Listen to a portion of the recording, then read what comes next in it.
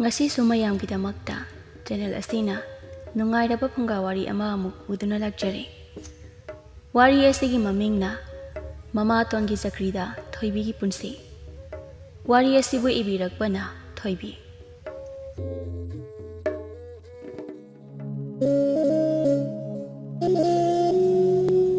Mamangai matamni kun amada inakar yamna kunbada maming chatpa nupa ama leirami. Mahaki maming thauba kawi. Mahaki apopa apopi nauna kainakiba na maram oiraga manena mayum pandana mahaku masasakna yuklami. Thangnariba khunduda mamanaba amagi nupi unabani hainala ami. Somdana Thoibido ising soknaba sanabul ama paiduna thonganda thora ami. Mana thorakpaga mapa chanana magi chana sabi mata leimaso lakpaga mapa chanaraduna. Leimana aiso nang hoba changlake tawramini nangna thorakpaga mapa chanare. Kaino ngasidi aige itase yam kethana ising sokpa thora isibo mancha mahak lakadaba maliko asi haiduna chana jabi mata anido nokna wari saduna lakpada ure pukri mapan oirapna leiriba nupado Thoibina ado nang kuidi kuiganu ko imatona thuna halaknaba hayaweba hoi aisu loi khangeba ado mamanaba ama yaure isiga wari haife sano ko Nangi mina wangang laga kumdabi tami laisin bado laisin ganu ko. Asum na mama nabiduna napa unabado Thoibina khala chathok laga ngai rami. Thaubaso Thoibigi nakan oirap na lep laga wari saba hausle. Isangi mingdi kai koge. Thoibi kawe dada. Oh, yam phase. Aigina thauba kawe. Som khangna biya bana tro. Hoi, yai kaisu kaidi. Thaubadi Thoibigi Ningol yauna sangliba masam koidanari maithongdu urubada mathamoida karino haifam khangdaba ama phawre asumna moina nupa amamamga leptuna leibado leikai gi chindongbi amana hek ukre leikai gi migi wa nganglaga puk thanba warem ngangbi sakhido Thoibigi sumang leptuna hai lata leibro sandhya moidam go isilakpaduda lata su kanano khanduna o kanano laiye Haima, ise sakhiya, kay lerage, ise na thazadana sandhya wairam sida lingthok piri isibo, kakhal o ise. Hay, ay phamduna leraroi, ay na sangda ise wa amada tamlongge tawbani ne. Ay na wase khangna tamhaudrabadi, hayeng soi ngamkini khanduna tawbani ko. Asi hairaga Thoibigi phattaba pau kaya ama tamsilami. Lata sumapugthoki masana tabanina, minaga pau phattana tamlamba sida, sauna mangol daridada famlaga lerami. Thoibi su ising sanabun tu puduna thonggalam dagi changla ami Mamaton na leirami ba phibam do ubadada masado akiba na pik thankre Mamaton na Thoibi na wana soktuna pujara iba ising do ta mulaga makhada thadakre Mamaton gi saptra khanglaba Thoibi do Mamaton na tawra ibadada masado ikhang khangna masa sagan ani do khangduna phat inkhali Hai nang boina ising so uso aduga thun halo hakiba natro Aduga nangna irang tawdana nupa unadana leithokpani ne phai ngasidi nang yeng Asi hairaga Mamaton do Thoibi do phuna ba chei koyeng yengli ure nakal oirapna leiriba palangko adugi makhada ta duna leiriba chei do thuna perpap changsinkhraga chei duna Thoibi phuba horakli Imaton aiga unaba nati leimagine Thoibi na ngangliba waga do tadabi latana phajana phubirami Lata do phuba waramale chaidu lapna langthokraga Nangne ngasi chak chaba yaroi na thibung chara hingadabani kapsinadana leiranu thangnariba singsina aibu mama poktabina yokpanina thina tawi haina hangi khaliro ha chalo imung jangkhro aduga ne chak ising loisinaba taw ai chak lamabani isa do halaani man halakpada chak loiramdrabadi kaidawi haiba nasana khangba natro Thoibina somhamduna Chaina phukriba mafam singduda dak dariba singdu yengduna anabadu khangbo oina nanduna leibaduda aina kari hagi ha nangna suyamna egi wada thaoidrisi karigino namana paduna phajana warak watem biramdrabanina nang ayin haiba wagase thaoina lawdrene ha asi hairaga lebak makhada famduna anaba khangribi Thoibigi masamadu amuk phoiduna nang changi habra ha ꯑꯁꯤ ꯍꯥꯏꯔꯒ ꯃꯁꯥ ꯁꯒꯟ ꯑꯅꯤꯗꯨ ꯄꯥꯏꯔꯒ ꯆꯤꯡꯈꯠꯂꯤ꯫ ꯊꯣꯏꯕꯤꯁꯨ ꯃꯃꯥꯇꯣꯟꯅ ꯍꯥꯏꯕ ꯈꯨꯗꯤꯡꯃꯛ ꯍꯣꯏ ꯍꯣꯏ ꯍꯥꯏꯗꯨꯅ ꯌꯥꯔꯝꯃꯤ꯫ ꯇꯁꯦꯡꯕꯗꯤ ꯊꯣꯏꯕꯤ ꯍꯣꯏꯅ ꯂꯩꯔꯤꯕ ꯌꯨꯝꯁꯤ ꯊꯣꯏꯕꯤꯒꯤ ꯃꯃꯥ ꯇꯝꯐꯥꯒꯤ ꯌꯨꯝꯅꯤ꯫ ꯇꯝꯐꯥꯅ ꯍꯤꯡꯉꯤꯉꯩ ꯃꯇꯝꯗ ꯃꯆꯥꯅꯨꯄꯤ ꯊꯣꯏꯕꯤꯒꯤ ꯃꯤꯡꯗ ꯂꯣꯏꯅ ꯑꯣꯟꯁꯤꯟꯕꯤꯔꯝꯕꯅꯤ꯫ ꯑꯗꯨꯕꯨ ꯃꯃꯥꯇꯣꯟꯅ ꯅꯧꯔꯤꯉꯩ ꯃꯇꯝꯗ ꯑꯐꯕ ꯁꯥꯗꯨꯅ ꯊꯣꯏꯕꯤꯒꯤ ꯃꯤꯡꯗ ꯂꯩꯔꯝꯕ ꯁꯝꯄꯇꯤ ꯄꯨꯝꯅꯃꯛ ꯃꯥꯅ ꯆꯦꯜꯂꯛꯄ ꯃꯆꯥ ꯍꯦꯟꯊꯣꯏꯒꯤ ꯃꯤꯡꯗ ꯄꯥꯟꯈꯤꯕꯅꯤ꯫ ꯊꯣꯏꯕꯤꯒꯤ ꯃꯄꯥ ꯀꯨꯜꯂꯁꯨ ꯌꯨꯝꯗ ꯂꯇꯥ ꯃꯃꯥ ꯃꯆꯥ ꯄꯨꯁꯤꯜꯂꯛꯑꯕ ꯃꯇꯨꯡꯗ ꯏꯀꯨꯏ ꯀꯨꯏꯗꯅ ꯑꯦꯛꯁꯤꯗꯦꯟ ꯑꯃꯗ ꯀꯟꯕ ꯉꯝꯗꯨꯅ ꯂꯩꯈꯤꯗ꯭ꯔꯦ꯫ ꯑꯁꯨꯛ ꯀꯨꯏꯔꯕ ꯃꯇꯝꯁꯤ ꯋꯥꯏ ꯀꯧꯕ ꯍꯥꯏꯗꯅ ꯃꯊꯟꯇꯅ ꯏꯃꯨꯡꯒꯤ ꯊꯕꯛ ꯏꯪꯈꯥꯡ ꯇꯧꯗꯨꯅ ꯂꯥꯛꯄꯅꯤ꯫ ꯑꯗꯨꯕꯨ ꯃꯃꯥꯇꯣꯟꯅ ꯑꯃꯨꯛ ꯃꯥꯒꯤ ꯂꯥꯏꯑꯣꯏꯈ꯭ꯔꯕ ꯃꯃꯥ ꯃꯄꯥ ꯄꯨꯊꯣꯛꯇꯨꯅ ꯉꯥꯡꯂꯛꯄ ꯃꯤꯀꯨꯞꯇꯗꯤ ꯃꯃꯥ ꯃꯄꯥꯒꯤ ꯐꯣꯇꯣ ꯀꯣꯜꯂꯒ ꯇꯨꯃꯤꯟꯅ ꯀꯞꯇꯨꯅ ꯂꯩꯖꯕꯅꯤ꯫ ꯊꯣꯏꯕꯤꯒ ꯃꯇꯥ ꯂꯩꯃꯒ ꯅꯨꯡꯇꯤꯒꯤ ꯁꯟꯙ꯭ꯌꯥ ꯋꯥꯏꯔꯝꯗ ꯏꯁꯤꯡ ꯁꯣꯛꯄ ꯊꯣꯛꯄꯗ ꯊꯧꯕꯗꯨ ꯅꯨꯡꯇꯤꯒꯤ ꯊꯣꯏꯕꯤꯕꯨ ꯂꯣꯟꯅ ꯃꯥꯁꯨ ꯌꯦꯡꯖꯔꯝꯃꯤ꯫ ꯊꯣꯏꯕꯤꯁꯨ ꯊꯧꯕꯒꯤ ꯃꯇꯧꯗꯨꯗ ꯃꯊꯃꯣꯏ ꯃꯅꯨꯡꯗ ꯂꯣꯟꯅ ꯑꯄꯥꯝ ꯅꯨꯡꯁꯤꯗꯤ ꯐꯥꯎꯔꯝꯃꯤ꯫ ꯃꯃꯥꯟꯅꯕꯤ ꯂꯩꯃꯁꯨ ꯊꯣꯏꯕꯤꯒ ꯊꯧꯕꯒꯤ ꯃꯇꯧꯗꯨ ꯈꯪꯂꯗꯨꯅ ꯂꯩꯃꯒ ꯃꯥꯒ ꯅꯨꯡꯁꯤꯅꯔꯤꯕ ꯊꯧꯕꯒꯤ ꯃꯃꯥꯟꯅꯕ ꯊꯦꯝꯕꯨꯡꯒꯅ ꯊꯧꯕꯒ ꯊꯣꯏꯕꯤꯒꯁꯨ ꯅꯨꯡꯁꯤ ꯂꯝꯕꯤꯗ ꯈꯣꯡꯗꯥꯍꯜꯂꯝꯃꯤ꯫ ꯊꯣꯏꯕꯤꯅ ꯃꯇꯥ ꯂꯩꯃꯗ ꯏꯇꯥ ꯊꯧꯕꯅ ꯑꯩꯒꯤ ꯋꯥꯐꯝꯁꯦ ꯈꯪꯂꯛꯑꯕꯗꯤ ꯃꯥꯅ ꯑꯩꯕꯨ ꯃꯤꯔꯥꯏꯕꯤꯅꯤ꯫ ꯑꯗꯨꯅ ꯑꯩ ꯃꯥꯒꯤ ꯃꯐꯝꯗꯩ ꯇꯞꯅ ꯂꯥꯞꯊꯣꯛꯂꯒꯦ ꯈꯜꯂꯤ꯫ ꯑꯣ ꯏꯕꯦꯝꯃ, ꯑꯩꯅ ꯉꯍꯥꯟꯅ ꯋꯥꯔꯤ ꯄꯨꯝꯕ ꯂꯣꯏꯅ ꯍꯥꯏꯈ꯭ꯔꯕꯅꯤ꯫ ꯅꯪꯒꯤ ꯋꯥꯔꯤ ꯄꯨꯝꯕ ꯈꯪꯂꯕ ꯃꯇꯝꯁꯤꯗꯅ ꯑꯃꯨꯛꯀ ꯍꯦꯟꯅ ꯅꯨꯡꯁꯤꯕ ꯍꯦꯟꯒꯠꯈ꯭ꯔꯕ ꯃꯥꯜꯂꯤ꯫ ꯅꯪꯕꯨ ꯃꯥꯅ ꯃꯌꯨꯝꯗꯅꯦ ꯊꯨꯅ ꯄꯨꯁꯤꯜꯂꯅꯤ ꯍꯥꯏꯕꯅꯤ꯫ ꯑꯁꯨꯝꯅ ꯋꯥꯔꯤ ꯁꯥꯗꯨꯅ ꯂꯥꯛꯄꯗ ꯊꯧꯕꯅ ꯂꯦꯞꯂꯒ ꯃꯈꯣꯏꯒꯤ ꯃꯥꯏꯀꯩ ꯌꯦꯡꯗꯨꯅ ꯂꯩꯕꯗꯨ ꯎꯔꯦ꯫ ꯊꯣꯏꯕꯤꯒꯤ ꯃꯇꯧꯗꯨꯗ ꯃꯇꯥꯔꯣꯏꯗꯨꯅ ꯂꯛꯅꯔꯛꯏ꯫ ꯑꯆꯪꯕ ꯃꯤꯒꯤ ꯋꯥꯔꯤ ꯁꯥꯕ ꯌꯥꯗꯦ ꯍꯥꯏꯗꯨꯅꯤꯀꯣ, ꯃꯤꯒꯤꯗꯤ ꯍꯦꯛꯇ ꯌꯥꯗꯦꯕ꯫ ꯑꯁꯨꯝꯅ ꯊꯣꯏꯕꯤꯒ ꯊꯧꯕꯒꯒꯤ ꯅꯨꯡꯁꯤ ꯃꯔꯤꯁꯨ ꯅꯣꯡꯃꯒꯤ ꯍꯦꯟꯒꯠꯂꯛꯏ꯫ ꯅꯣꯡꯃꯗꯤ ꯊꯧꯕꯒ ꯊꯣꯏꯕꯤꯒ ꯎꯅꯗꯨꯅ ꯂꯩꯔꯤꯉꯩꯗ ꯍꯦꯟꯊꯣꯏꯅ ꯍꯦꯛ ꯎꯊꯣꯛꯈ꯭ꯔꯦ꯫ ꯍꯦꯟꯊꯣꯏꯅ ꯊꯧꯕꯕꯨ ꯏꯅꯥꯛ ꯀꯩꯔꯥꯛ ꯈꯨꯟꯕ ꯄꯩꯁꯥ ꯄꯥꯏꯕ ꯃꯤꯅꯤ ꯈꯪꯕꯅ ꯂꯣꯟꯅ ꯄꯥꯝꯖꯕꯅꯤ꯫ ꯑꯗꯨꯕꯨ ꯃꯥꯅ ꯁꯨꯈꯟ ꯈꯜꯂꯨꯗꯕ ꯃꯆꯦꯒ ꯃꯔꯤ ꯂꯩꯔꯝꯕꯁꯤꯗ ꯃꯁꯥꯗꯣ ꯀꯜꯂꯛꯄ ꯈꯝꯕꯟꯕꯅ ꯃꯇꯣꯂꯣꯝꯂꯦ꯫ ꯊꯣꯡꯒꯥꯜꯗꯤ ꯍꯥꯊꯨ ꯆꯪꯂꯛꯇꯨꯅ ꯃꯃꯥ ꯂꯇꯥꯕꯨ ꯂꯥꯛꯇꯨꯅ ꯀꯧꯔꯛꯏ꯫ ꯏꯃꯥ! ꯑꯣ ꯏꯃꯥ! ꯇꯥꯔꯣꯏꯗꯧꯕꯅꯤ ꯑꯩꯅ ꯀꯧꯕꯗꯗꯤ꯫ ꯑꯁꯤ ꯍꯥꯏꯔꯒ ꯈꯣꯡꯊꯥꯡ ꯃꯈꯣꯜ ꯊꯣꯛꯅ ꯏꯃꯨꯡꯗ ꯄꯔꯄꯞ ꯆꯪꯈ꯭ꯔꯤ꯫ ꯀꯥ ꯍꯦꯟꯖꯤꯟꯕ ꯃꯇꯧꯗ ꯋꯥꯔꯤ ꯄꯨꯝꯕ ꯃꯃꯥꯗ ꯇꯝꯂꯝꯃꯤ꯫ ꯑꯩꯅ ꯈꯜꯂꯤꯅꯦ, ꯍꯟꯗꯛꯇꯤ ꯏꯁꯤꯡ ꯁꯣꯛꯄꯁꯤ ꯈꯔ ꯉꯟꯅ ꯆꯠꯂꯤ ꯍꯥꯏꯁꯤꯗꯤ ꯁꯤꯒꯨꯝꯕ ꯑꯃ ꯂꯩꯕꯅꯅꯤꯗꯅ꯫ ꯃꯥ ꯉꯁꯤꯗꯤ ꯈꯪꯉꯣꯏꯗ꯭ꯔꯗꯣ?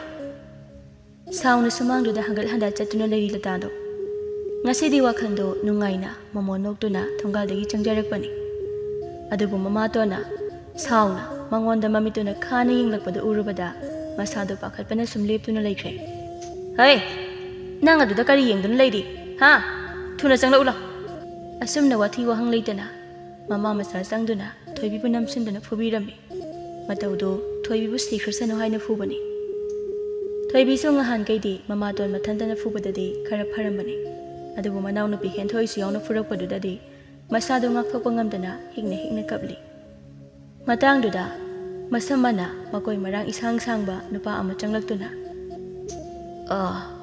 ꯆꯥꯅꯕ ꯀꯔꯤꯅꯣ ꯈꯖꯤꯛꯇ ꯍꯥꯞꯄꯤꯌꯨꯕ, ꯉꯔꯥꯡꯗꯒꯤ ꯀꯔꯤꯁꯨ ꯆꯥꯗ꯭ꯔꯤ꯫ ꯃꯤ ꯑꯃꯒꯤ ꯈꯣꯟꯖꯦꯜ ꯇꯥꯔꯛꯄꯗ ꯃꯃꯥ ꯃꯆꯥꯗꯣ ꯐꯨꯔꯝꯕꯗꯨ ꯆꯞ ꯂꯦꯞꯈ꯭ꯔꯦ꯫ ꯑꯗꯨꯒ ꯃꯤꯔꯦꯝ ꯊꯥꯛꯄ ꯐꯥꯎꯕ ꯀꯗꯥꯏꯅꯣ ꯍꯥꯏꯔꯤꯀꯥꯟꯁꯤꯗ ꯀꯥꯏꯗꯒꯤ ꯆꯥꯛꯅꯤꯕ ꯅꯨꯄꯥꯅꯣ ꯅꯪꯅ ꯑꯃꯨꯛ?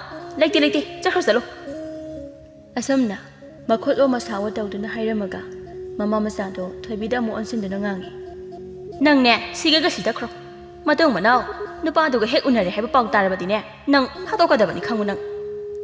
ꯊꯣꯏꯕꯤꯗ ꯃꯥꯒꯤ ꯅꯨꯡꯉꯥꯏꯇꯕ ꯄꯨꯝꯅꯃꯛ ꯂꯣꯏꯁꯤꯟꯗꯨꯅ ꯃꯐꯤ ꯁꯦꯝꯗꯨꯅ ꯃꯈꯥꯗ ꯐꯝꯂꯝꯕꯗꯒꯤ ꯇꯞꯅ ꯍꯧꯒꯠꯂꯛꯇꯨꯅ ꯍꯥꯏꯔꯛꯏ꯫ ꯏꯄꯥꯒꯨꯝꯂꯕ ꯅꯆꯥꯗꯤ ꯃꯐꯝꯁꯤꯗ ꯃꯤꯅꯥꯏ ꯑꯣꯏꯅ ꯂꯩꯖꯕꯅꯤ꯫ ꯑꯗꯨꯅ ꯏꯄꯥꯒꯤ ꯀꯔꯤꯁꯨ ꯍꯥꯞꯄ ꯉꯝꯂꯣꯏꯗꯧꯔꯦ꯫ ꯑꯩꯕꯨ ꯋꯥꯔꯧꯕꯤꯅꯨꯀꯣ!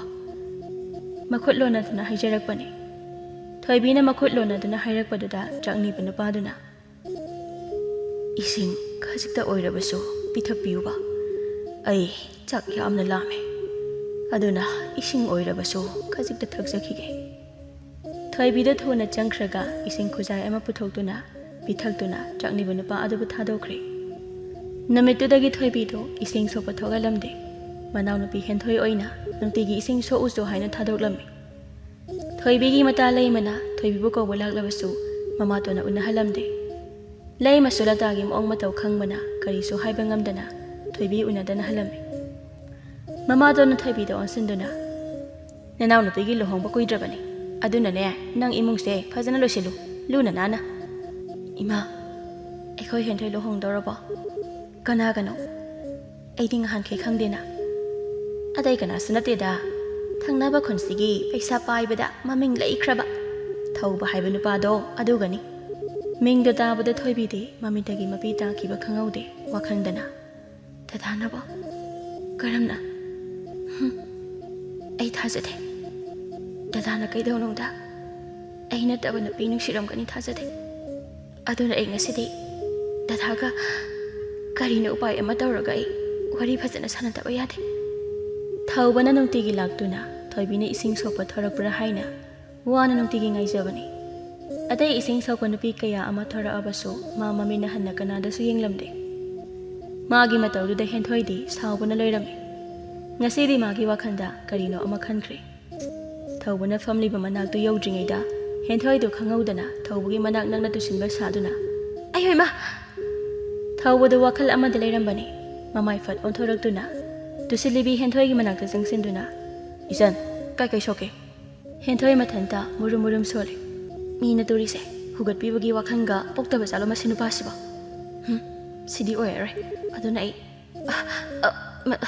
dada ai khongsi leithe kramale yaradi dada namta wasi hairaga ikaiba saduna mamai bi makhada non thaduna lekre thaubasu kaisu khandana henthoigi makhutapna pairaga hugatpiri tanja simakta Thoibi na ukre mamai do nakanda fat onthokraga dada aina de dada abu aduki matik thajarubani ko aduka Asi hairaga hanna yenglamdana chengkhre. Thenglaba nungdangi matamduda Thoibi do thongalamda thori. Wakhandana. Aigi ne haibada kanasu leitre. Ima baba so ai bung kana thadoktuna chakre. Aigi ne khanjaramba mahak sunga sidi. Wakhal se khanna khana lakbana ising chawna teliba turel ama yore. Ima baba Ngasidi na saso. Ima babagi na tung injaragi. Ay po araw ganuko. Chongthagi hek tawbaga khanghawdana Thoibigi khudangdo kanagumba amana phari.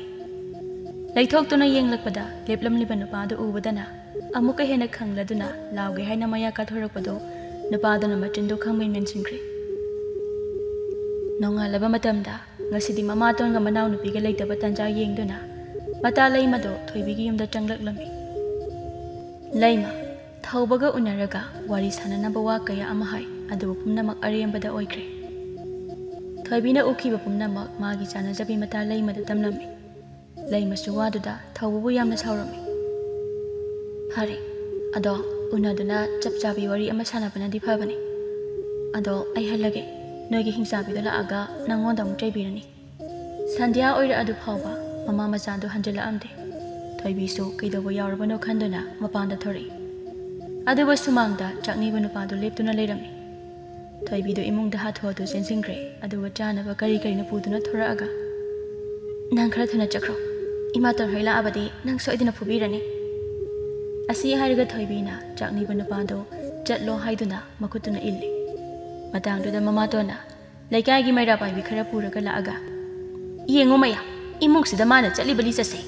Asumna tawrise kuirabani aina amuktang di haiduna khanduna leiribase namitarakpasida nupasiga yumsida kaidaramino haibanida mayam kaidobirige yengduna leiranu kaina kannaba tawse Thoibi do pakhatna mapi taduna makhutlona duna mayamduda haijaraklami nate mayamna khalibado onar mahagase chakni bani aiga mari karisu leinajade aidi chumnagi magi chanaba khara haptuna mabu thuna chalo haijaramba khaktane Nang sibema aina yenge yauna yengbani ne ngasidi nang kaida chendani huran bagi tarani mapugi no mahaibado nang khangdrabo mayam kaidonarige kaina kanaba tawse magi wakana na su tabiyare khanglabada Thoibi du mapi su tarakhidre angawbi amagumna mayamna tawriba pumba mana loina yarabe magi matawduda henthoidi harauna nokna yengduna le tasengbadi chakni banu paduga manaraga pumna makshin kibani Asumna Thoibido Chakniba Nupaduga Kaina Katuna Lakre.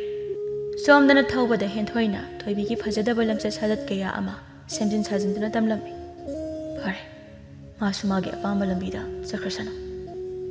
Ado, Ivaning Sisielase, Nanga Yinakda, Lingdana Libiro. Taza than a Haida Ibawada Tabada, Hentoido, Mana Ningba Tungani Kanduna, Tawana Hababuna Yarami. Tawagi Hentoiga Jelava Matunda, Hentoi Mayum the Tinkraba Matunda, Nabi Mayumna, Luhongbai Matam Lepnabala or Hibada, Nupamim Sulagla Amde, Konatanga, while Sang Yorba Matunda, Taubana.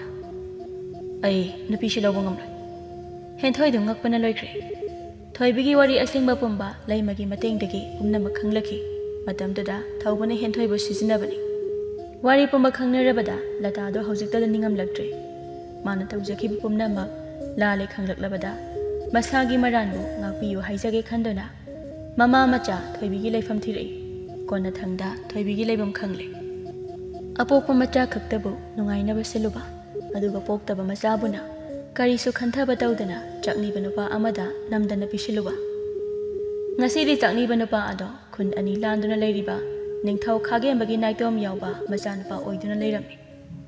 Ningtau Kage Bana, no Monomagi Halashila Abada, Laibak Sibu Hazana Kupna Yings in Bangam Gadabi, Mamo Amapami, Atuba Madamda, Majana Patinglenda, Urak Nabaya Tangto Kibadagi, Majana, Kun Lan Landuna, Chakni Basaraga, Yumtong Kuding Changduna Tirakpada, Thoibiga Ting the Kibani, Konatanga, Thoibigi Wari Pumbakang Labada, Jinglena Thoibi Sena Duna Lakbani, Thoibina Tawai Target or Mamikuptada, Thoibi Tawai Kan Kibado, Atekana Sanate, Jingleni.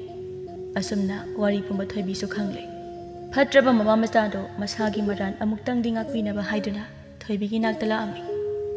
Jinglena de, Janghalaktana Bahibani, Adu Thoibina Janghal or Hibadagi Janglakuna. Wari Sari, Makoi Patraba Maral Singdo, Napiu Hirakpada. Jinglena de, Makoina Thoibi the Tobikiba Pumna Makangbana, Napiba Pamlamde. Adu Magilo Nabi Thoibina de, Gari Kumlak Bahaina, Masu Pamduna, Tumina Lerami. Thoibina Mamaton gi Chakrida ngasidi aina mafamsida maithong maka lamna karamba mikuptan o haina uhang hangduna lakhibado ngasidi aigi puktel chawraba ining thogi maka da leibana aigi punsina nongmuta nokludraba minok ase noko phangan bibagi damakta Mamaton bo hainingai leitana thagali ai sikhrabasu yare haujikti asumna Patraba Mama Masado, Ningamdana Wan Hinki, Aduga Thoibibuna, Ningtawi Loinabi Oiduna, Manai Masen Kayana Senaduna, Machapi Ba Ningol Yauduna, Nungaina Panki.